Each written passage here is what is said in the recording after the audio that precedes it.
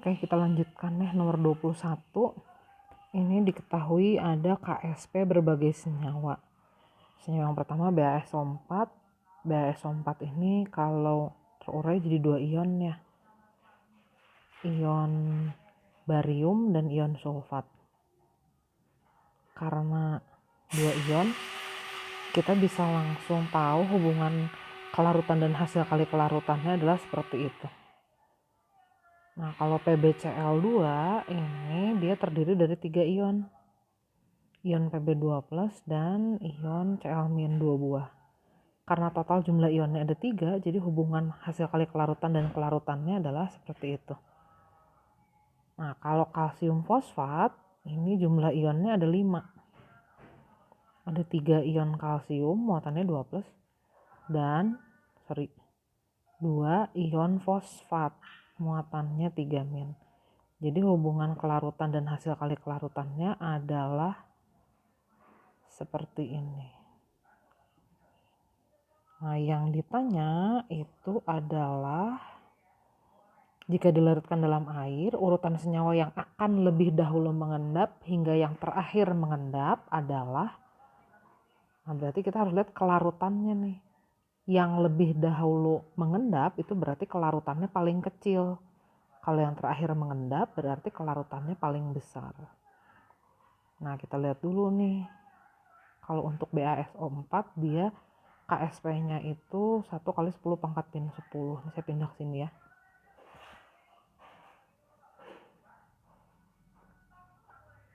Jadi untuk BaSO4 KSP-nya itu adalah 1 kali 10⁻⁻10. Berarti kelarutannya itu adalah 1 kali 10⁻⁵ mol per liter. Nah, kalau untuk PbCl2 KSP-nya itu adalah 1 kali 10⁻⁵.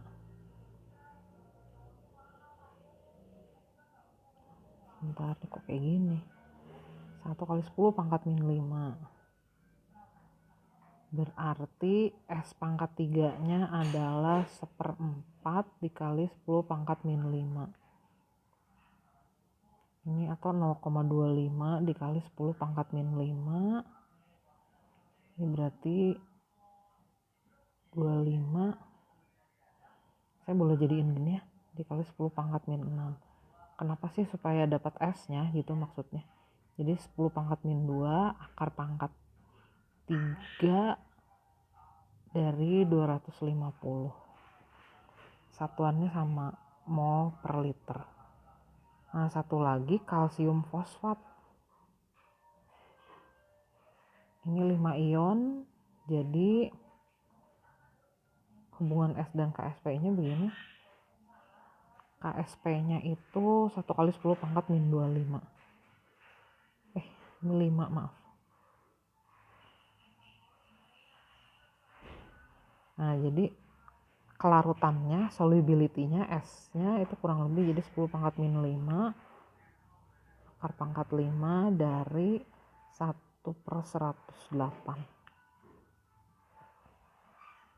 Nah, tinggal kita bandingkan nih kelarutan 3 senyawa ini. Mana yang paling kecil itu akan lebih dahulu mengendap. Nah, yang paling kecil ini kelihatannya adalah, kalau akar pangkat 5 dari 1/108 kan pasti lebih kecil dari 1 ya. Nah, jadi larutan yang ketiga itu kelarutannya paling kecil. Jadi dia akan lebih dahulu mengendap. Jadi urutan pengendapannya larutan 3 dulu, kemudian larutan 1, nah larutan 2 itu paling terakhir mengendap karena kelarutannya paling besar. Jadi 3, 1, 2 urutannya.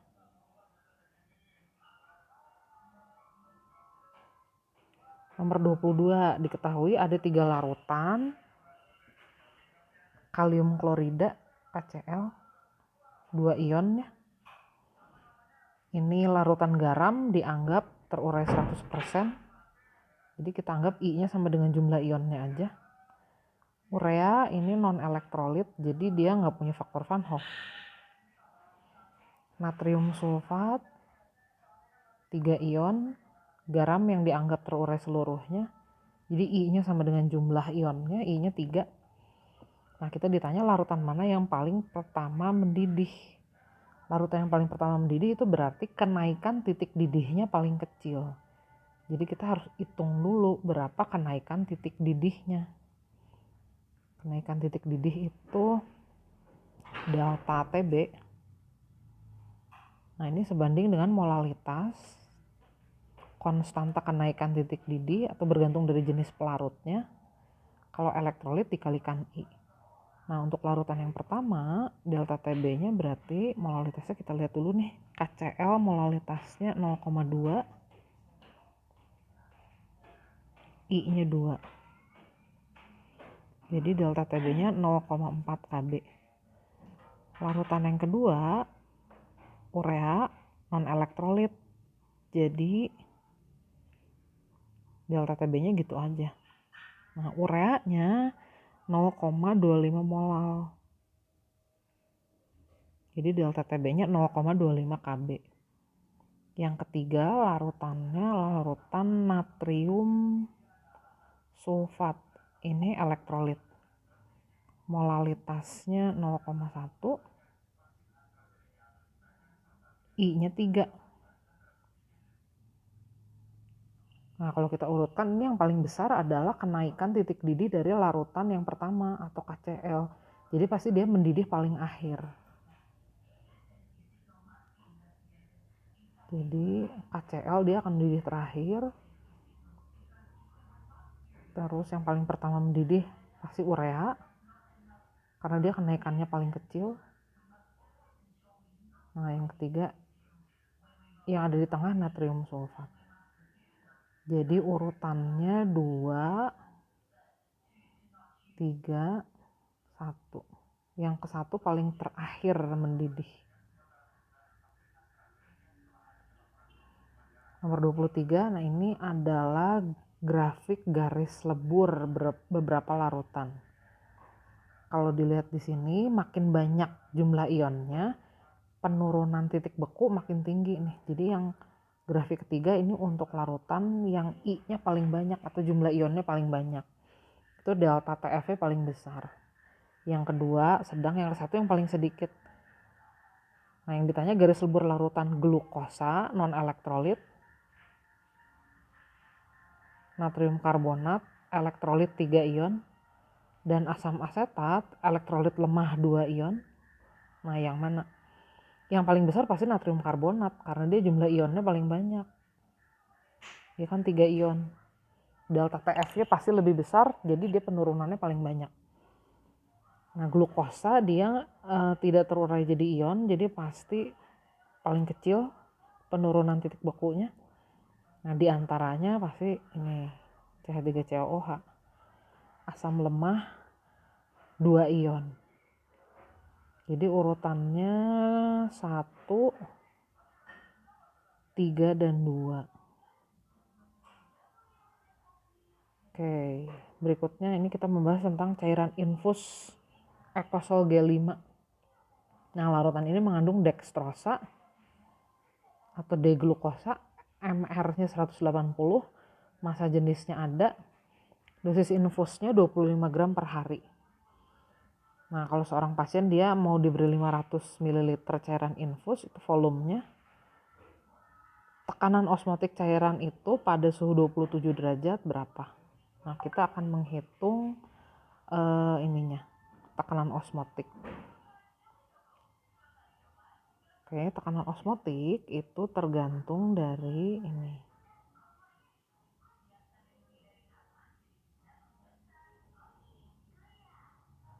Persamaannya kan mirip dengan persamaan gas ideal ya.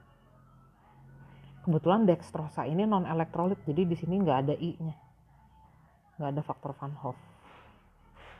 Nah, mol itu adalah massa dibagi MR, jadi molarnya begitu ya.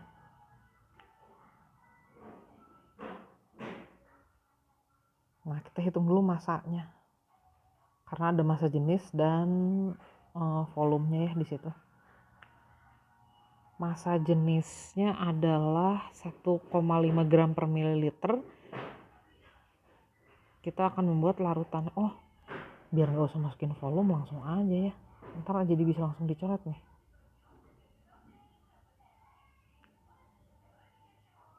Tuh, volumenya jadi nggak usah dimasukin.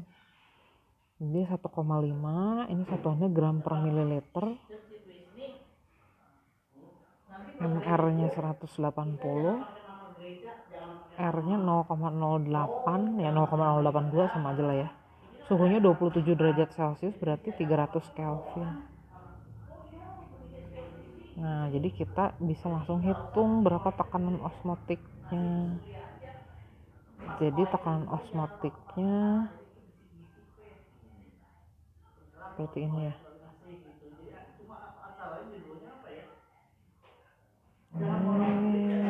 Jadi kita hitung 1,5 kali 24 per 180.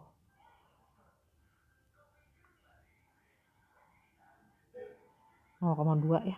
Ups. Jadi 0,2 atmosfer. Itu tekanan osmotiknya.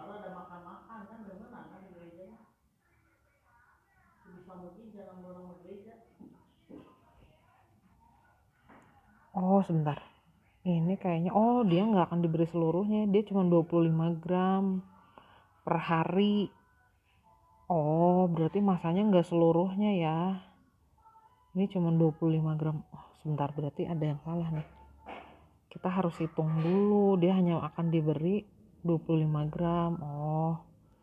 Sorry. Berarti kita nggak bisa hitung langsung ya ini. Karena ternyata nggak akan semuanya diberikan. Dosisnya cuman bisa 25 gram per hari. Ya udah, hitung dulu deh masanya.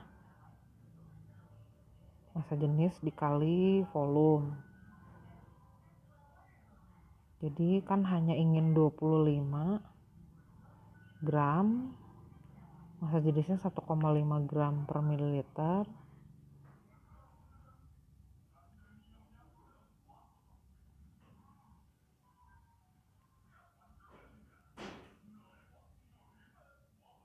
...25 gram per hari akan diberi 500 ml. Cairannya 500 ml. Masanya 25 gram.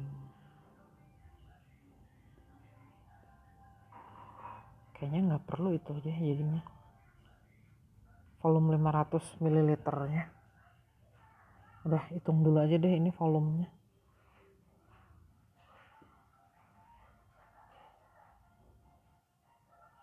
Ini yang ditanya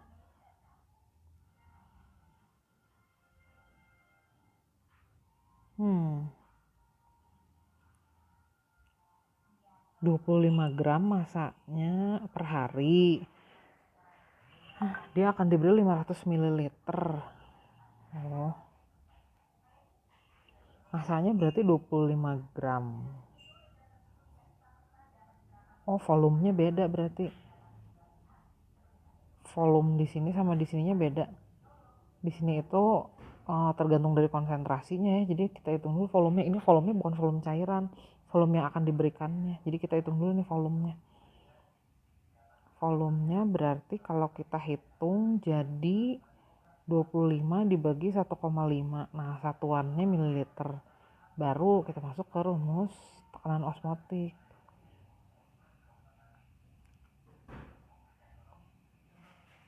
Tekanan osmotiknya berarti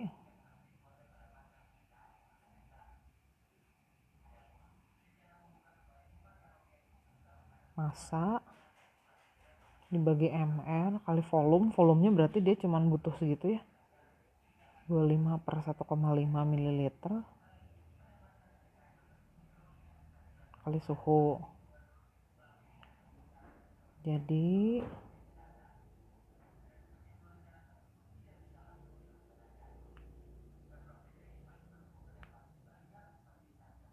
empat kali 1,5 per 180 ya. Ini jawabannya 0,2.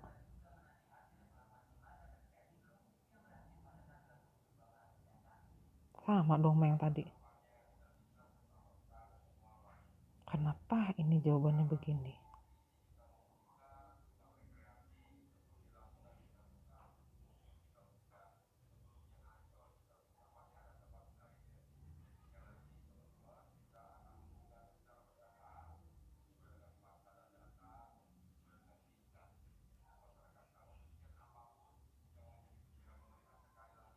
Bentar. Ini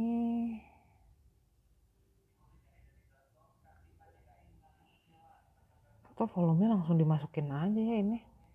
Nggak perlu ada data masa jenis segala loh ini.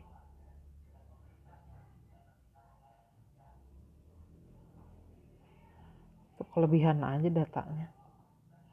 Soalnya nggak ada jawabannya.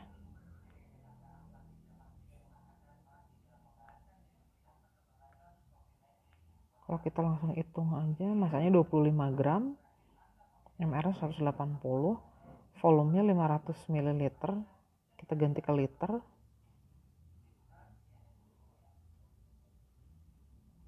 Gini.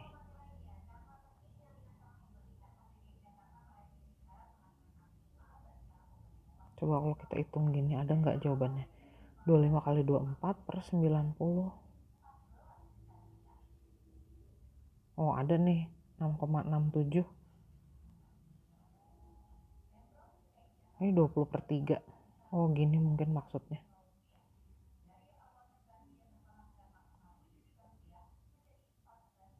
Oke. 25. Diketahui 3 larutan akan diamati tekanan uapnya. Urutan ketiga larutan dimulai dari tekanan uap terendah. Tekanan uap itu bergantung dari fraksi mol pelarut dikali tekanan uap air murni. Jadi kita hitung aja fraksi mol pelarutnya dimulai dari yang paling rendah. Nah, fraksi mol pelarut gimana nyarinya? Mol pelarut dibagi mol total. Gitu. Jadi kalau kita hitung dulu larutan pertama, XP-nya ini berarti mol pelarut 5 dibagi 7. 2 tambah 5 mol totalnya. Senyawa yang kedua berarti 4 per 7. Senyawa yang ketiga fraksi mol pelarutnya 2 per 7. Nah yang paling rendah berarti pasti yang tekanan uap larutannya paling kecil. Jadi yang nomor 3. 3, 2, 1 urutannya. Dari yang paling kecil. Nomor 26 ini ada reaksi redoks. Oh berarti kita harus ini ya, hitung dulu biloksnya. Soalnya ditanya mana fungsi masing-masingnya. Kita hitung dulu aja biloksnya. Atau ini ditulis ulang lagi aja ya, biar enak lihatnya.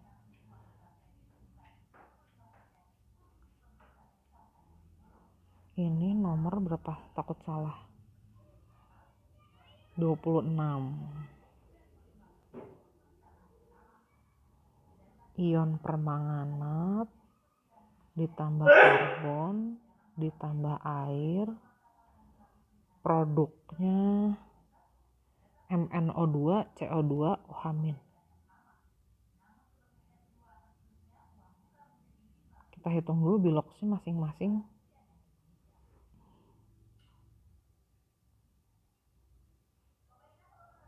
Ini udah diurutkan sesuai urutan prioritasnya.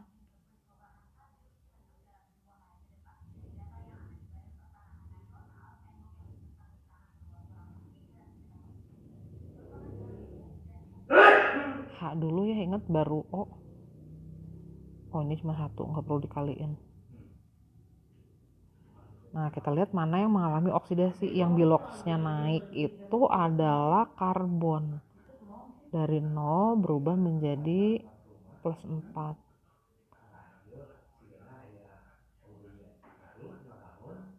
Nah, yang mengalami reduksi di sini Mn dari plus 7 berubah menjadi plus 4. Bilangan oksidasinya turun. Jadi reduktor itu yang mengalami oksidasi. Reduktornya berarti ion permanganat. Oksidator itu adalah yang mengalami kebalik nih, reduktor itu yang mengalami oksidasi. Oksidator itu yang mengalami reduksi. Hasil oksidasinya, hasil kenaikan biloksnya adalah karbon dioksida Ini gak usah dibalikin ya kalau hasil reduksinya mangan 4 oksida. Jadi jawaban yang tepat ini ya. C kan bilangan oksidasinya naik. Oh, sorry, salah. MnO4 reduktor itu yang naik enggak. H2O hasil oksidasi enggak. MnO2 hasil reduksi iya betul. Karena bilangan oksidasi Mn-nya kan turun. Oke. Oh, nomor 27 soalnya sama, tapi kita harus setarakan. Jadi kita tinggal lanjutkan aja dari sini. Nah, saya tulis lagi aja ya. Ini soalnya ada perbandingan molnya juga. Tinggal kita lanjut. Tadi biloxnya udah tahu semua ya.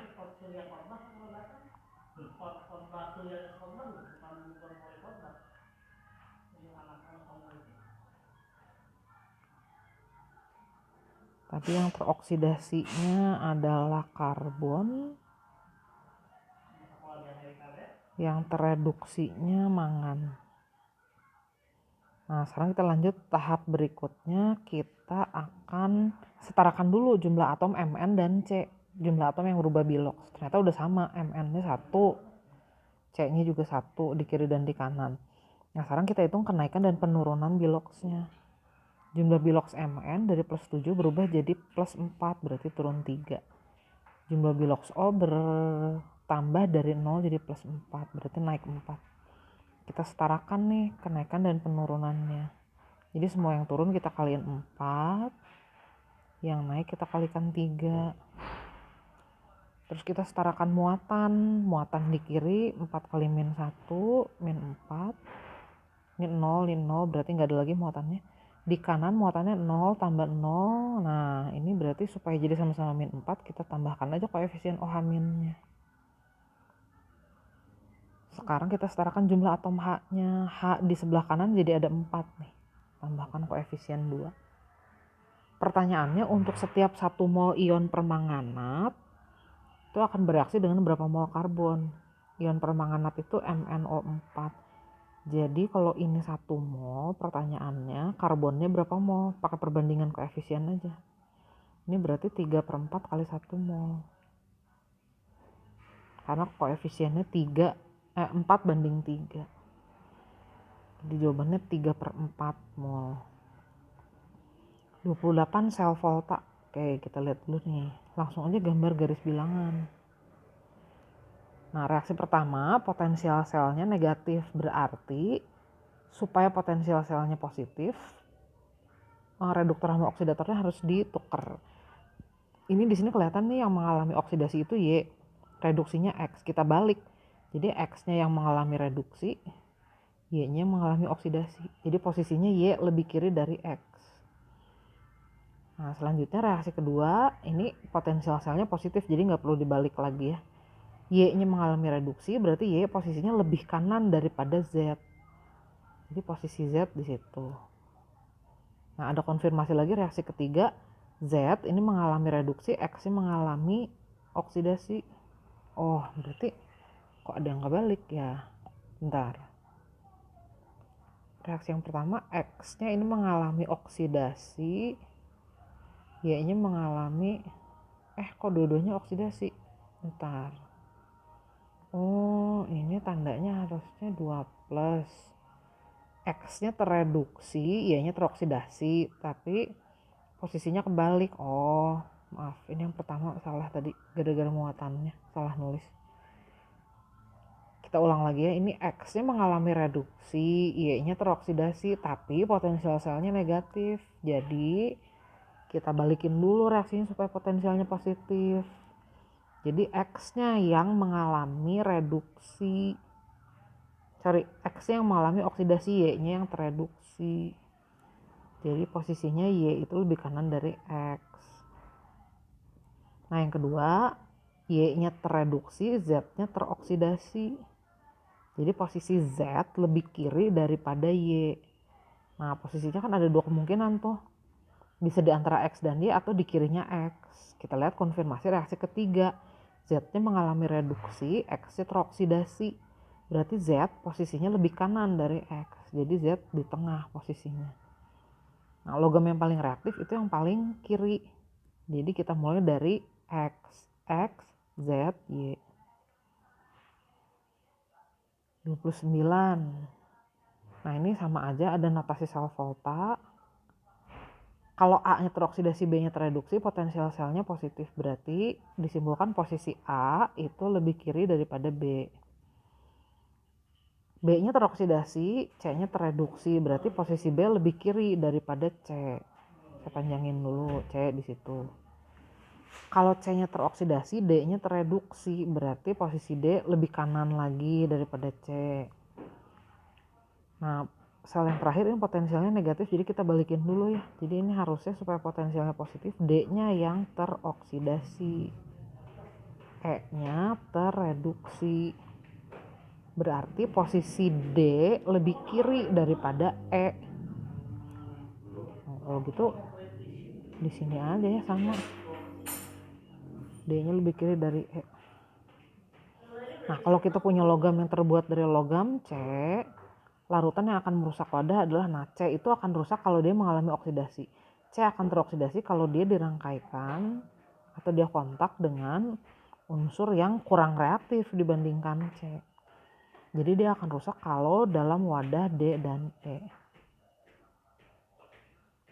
Oke, 30 elektrolisis larutan natrium klorida, elektrodenya inert.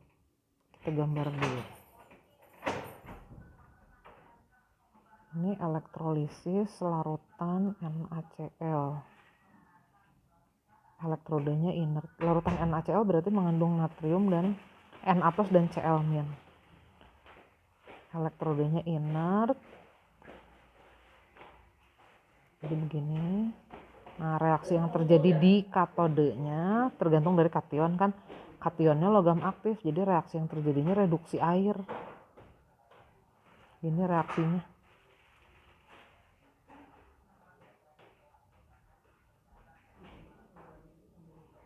Kalau reaksi di anode itu kan tergantung dari elektrodenya. Elektrodenya inert. Kalau inert berarti kita lihat anionnya. Anionnya tidak beroksigen. Jadi anionnya mengalami oksidasi. Nah, ada keterangan di soal larutannya 1 liter. Di akhir elektrolisis dihasilkan larutan dengan pH 13. Penentu pH-nya ini ya. Nah, kalau pH-nya 13 berarti pOH-nya 1. Berarti konsentrasi ion OH-nya 10⁻⁻1 molar. Nah, kalau gitu jumlah mol ion OH-nya berarti kan konsentrasi ion OH- dikali volumenya. Volume larutan dianggap tetap 1 liter. Jadi 0,1 mol ion OH-nya. Nah, yang ditanya adalah volume gas yang dihasilkan. Nah, di sini kan ada gas H2 dan ada gas Cl2. Jadi kita hitung dulu satu-satu. Nah, kalau OH- 0,1 mol berarti H2-nya 0,05 mol. Berarti elektronnya 0,1 mol karena 1:1 ya. Nah, berarti volume H2 di sini pada keadaan STP 0,05 kali 22,4. Jadi 1,12 liter. Mol elektron di katode dan anode sama. Berarti gas Cl2-nya 0,05 mol. Volumenya berarti 0,05 dikali 22,4.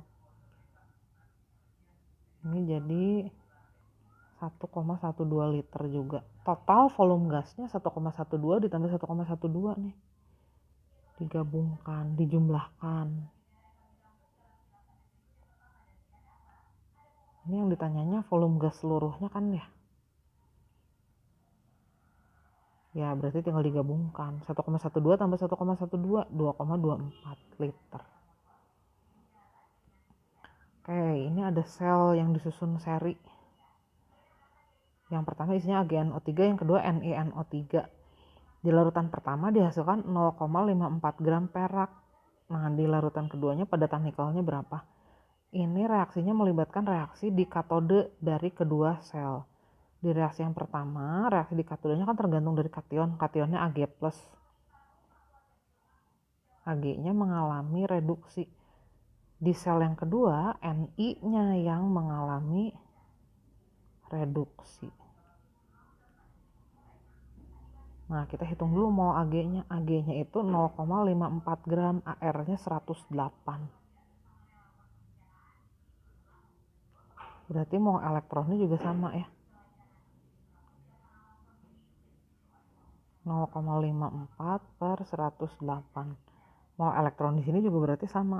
0,54 per 108. Berarti mol Ni-nya setengah kalinya ya.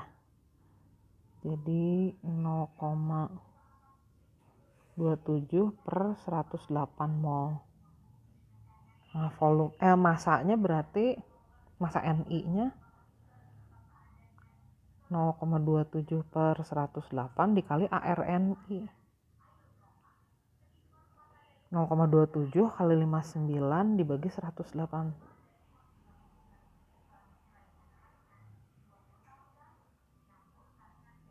0,1475 jawabannya.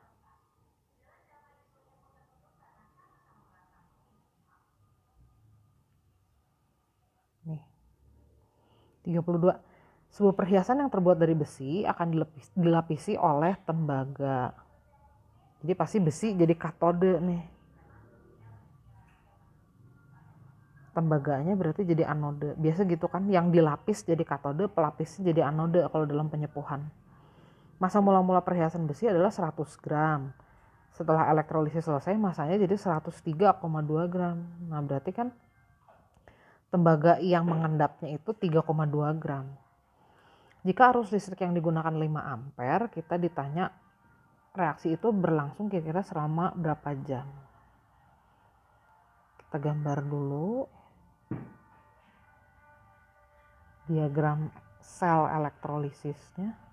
Ini 32 ya. Ya betul. Nah, yang mau dilapisnya kita jadikan katode. Berarti Fe. Pelapisnya adalah anode. Jadi pelapisnya Ag. Di sini pasti harus ada larutannya. Larutannya harus mengandung Ag sih. Nah, reaksi yang terjadi di katodenya pengendapan Ag. Massa Fe-nya mula-mula 100 gram. Setelah selesai jadi 103,2 gram. Berarti massa Ag-nya 3,2 gram. Berarti jumlah molnya 3,2 per 108. AR-nya Ag segitu. Nah, berarti mol elektronnya juga kan sama ya. Nah, mol elektron itu sebanding dengan I dikali T dibagi 96.500. Mol elektronnya 3,2 per 108. Arusnya 5 ampere. Waktunya akan kita hitung. Konstantanya 96.500. Jadi nanti kita dapat waktu dalam satuan detik. Waktunya itu berarti 3,2 dikali 96.500 dibagi 108 kali 5. 3,2 kali 96.500 dibagi 108 kali 5. 571,85 detik.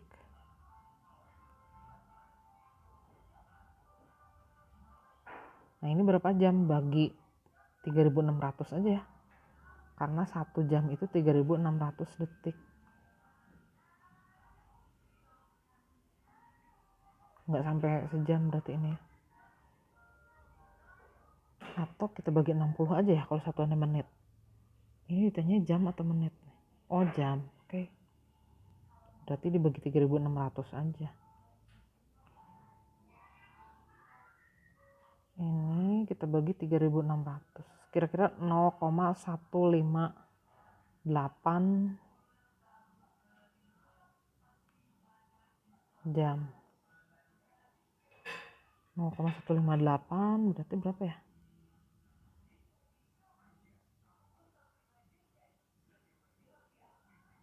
Oh sebentar, kenapa saya tadi bagi 108 ya? Orang ini kan tembaga 64. Maafkan. Ini reaksinya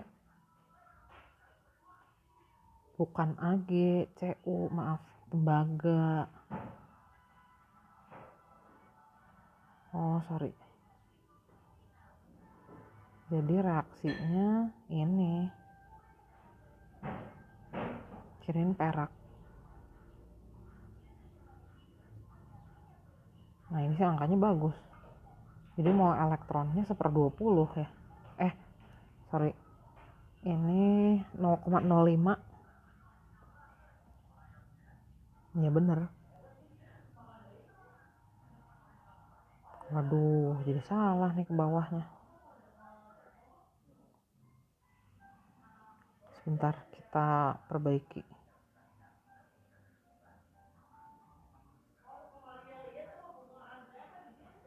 5 dikali waktu.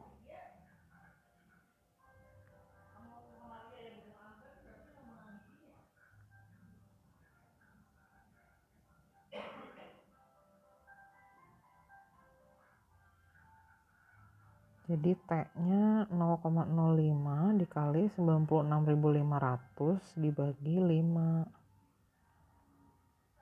0,01 dikali 96.500, jadi 965 detik. Kalau mau dijadikan jam berarti 965 dibagi 3.600. Ini kurang lebih 1/4 ya. Coba kita hitung 965 dibagi 3.600. 0,26 jam. Ya kurang lebih 1/4 jam ya. Lebih dikit lah.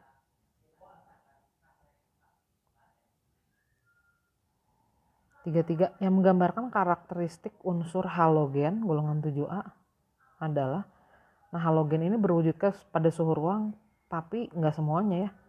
I2 soalnya dia bentuknya solid, Br2 bentuknya liquid, jadi nggak seluruhnya. Ini hanya berlaku untuk F2 dan Cl2. Oke, jadi jangan dipilih ya karena nggak semuanya. Bereaksi dengan air membentuk larutan asam, ini betul. Contohnya kayak gini.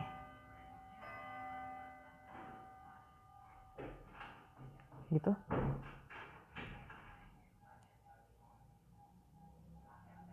Dia jadi asam oksi deh ini kalau nggak salah.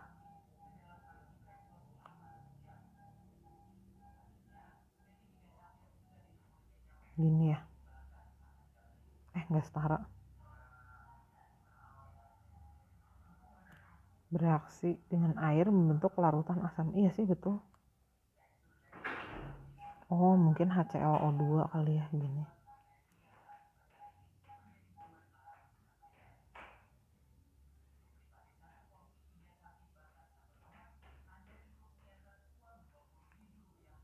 Sebentar ini gimana ya? Bereaksi dengan air membentuk larutan asam. Iya sih oksida. Ya, ini kan sifatnya asam ya. Cuman ini rumusnya lupa. Sebentar.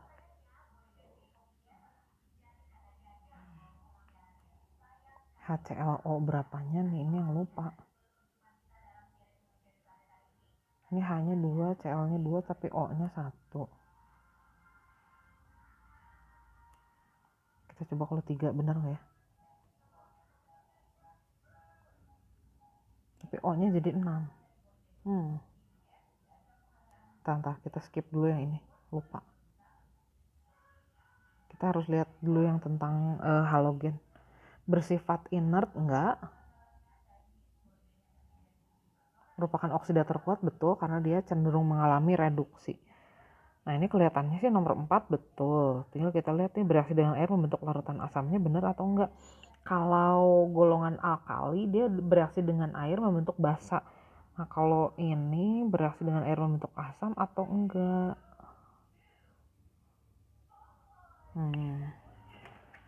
Bentar saya cek dulu biar pasti reaksinya. Halogen direaksikan dengan air.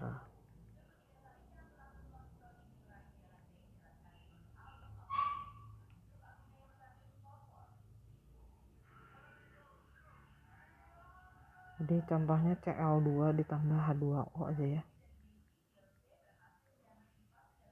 Oh iya betul ternyata. Reaksinya itu dia akan menghasilkan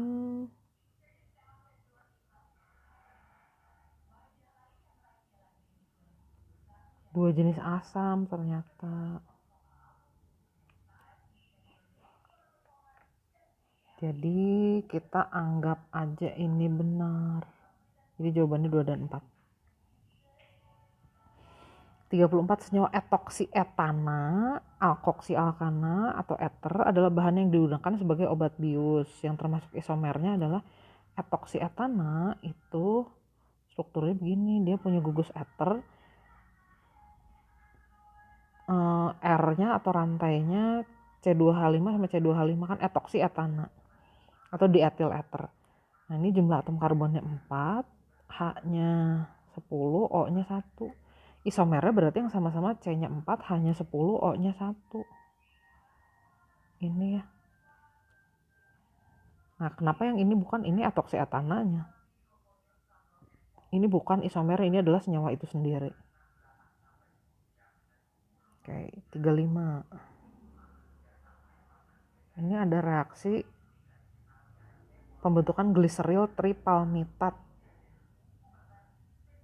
Nah ini reaksinya antara gliserol atau suatu triol dengan asam palmitat, asam lemak.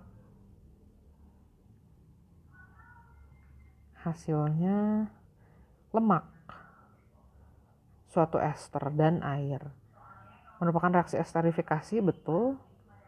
Gliseril tripalmitatnya lipid betul. Dia lipid yang termasuk ini lemak. Ingat lipid itu terdiri dari yang kita bahas 3 ya, ada lemak, fosfolipid sama steroid. Rumus asam palmitatnya C16H32O2. Ini kalau kita hitung C-nya 15 tambah 1 16. H-nya 31 tambah 1 yang di ujung. O-nya ada 2. C16H32O2. Betul. Gliserol adalah CH2 CHOH. Betul ya. 4-4-nya betul. Suatu ciri turunan alkana antar molekulnya terdapat ikatan hidrogen. Nah ini biasanya punya ikatan hidrogen. Kalau nggak alkohol biasanya asam karboksilat. Dengan logam natrium menghasilkan gas hidrogen. Nah ini ciri-ciri dari alkohol. Jadi confirm ini adalah alkohol. Tadi kita masih bingung kan antara alkohol atau asam karboksilat. Tapi karena ada pernyataan kedua jadi kita tahu ini adalah alkohol. Jika dioksidasi menghasilkan asam propionat. Nah memang alkohol itu kalau alkohol primer dioksidasi dia kan akan jadi aldehida dulu. Nah kalau aldehidanya dilanjutkan dioksidasi akan dihasilkan asam karboksilat.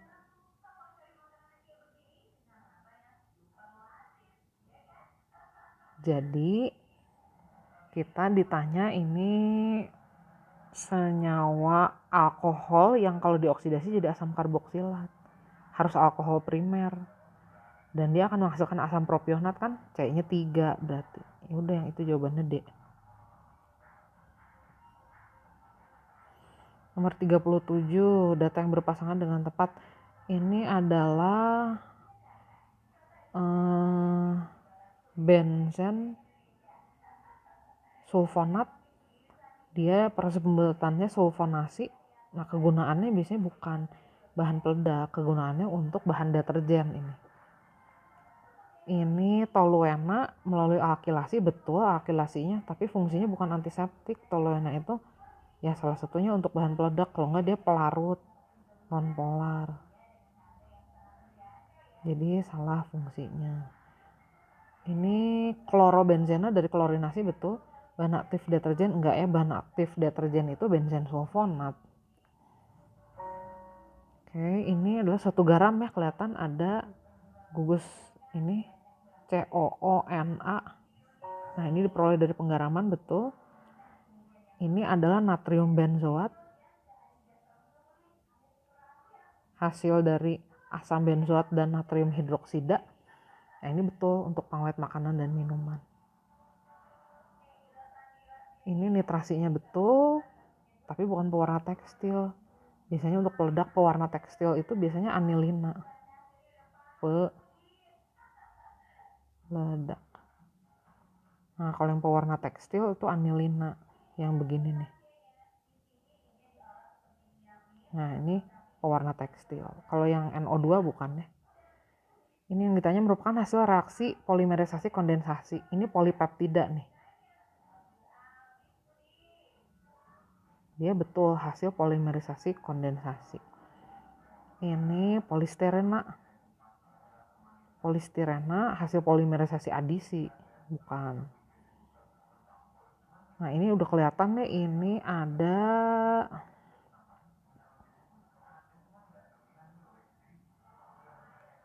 dua gugus ya, di sini ada OH, di sini ada gugus ini. Kalau udah ada dua gugus biasanya polimerisasi kondensasi sih.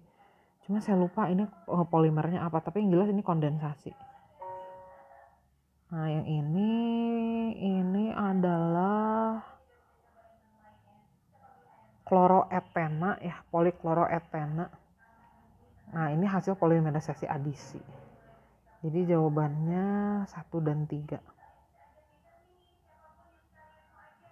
39 diketahui ada pengujian 3 senyawa. Nah, senyawa yang pertama ini dengan satu protein kuning, berarti ini artinya dia adalah protein yang mengandung gugus fenil. Jadi ada gugus ininya. Yang kedua ini protein juga karena ungu dengan biuret, tapi dia nggak ada fenil dan nggak ada sulfurnya. Kalau yang ketiga dia protein karena ungu dengan biuret, tapi dia menghasilkan endapan hitam, berarti dia ada sulfurnya. Nah, kalau dilihat ini yang ada sulfurnya metionin nih, jadi metionin itu nomor 3. Tuh, nomor 3 ada endapan hitamnya, dia ada sulfurnya. Tirosin ini dia punya gugus fenil. Yang punya gugus fenil di sini tadi senyawa uji 1. Nah, yang nggak ada sulfur dan fenilnya berarti valin. Valin berarti nomor 2. Metionin, tirosin, dan valin berarti 3, 1, 2.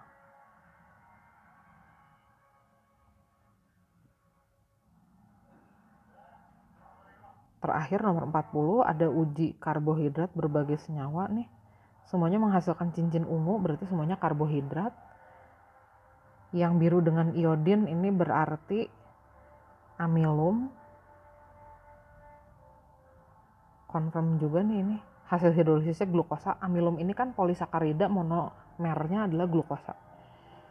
Yang kedua, dia nggak bereaksi dengan iodin tapi menghasilkan endapan merah. Kalau di hidrolisis jadi 2 sakarida, berarti dia adalah disakarida gabungan glukosa sama galaktosa.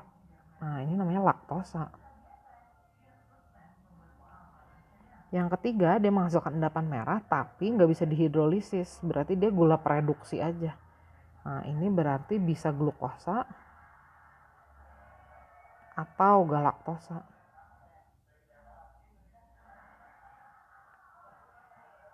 Yang nomor 4 nggak ada reaksi dengan uji iodin, Fehling sama nggak bisa dihidrolisis. Kalau nggak bisa dihidrolisis berarti dia monosakarida, tapi dia adalah karbohidrat. Nah, mungkin fruktosa, tapi fruktosa yang dalam bentuk ketosa. Yang kelima, dia kalau dihidrolisis jadi glukosa dan fruktosa. Nah, ini adalah sukrosa. Kesimpulan yang benar, sakarida 1 merupakan amilum, betul. 2 dan 5 adalah disakarida, betul ya, karena terhidrolisis jadi 2 sakarida. Yang ketiga glukosa, oh ini kan ada tadi ya dalam salah satu kemungkinannya. Yang keempat fruktosa, ya karena dia nggak mereduksi, dia dalam bentuk ketosa. Jadi keempat-empatnya benar. Oke, selesai.